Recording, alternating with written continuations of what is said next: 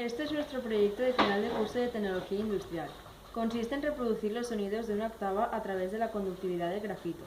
Para que funcione, tienes que poner un cable al 5 voltios y tocarlo con un dedo. Así servirás de conductor y al tocar con el dedo una nota, en la pata del Arduino conectada a esta, se detectará un high, es decir, un nivel alto.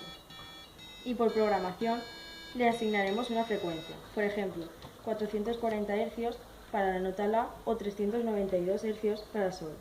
Así seguiremos hasta completar la octava. A la salida 10 se conectará un altavoz que reproducirá estas frecuencias.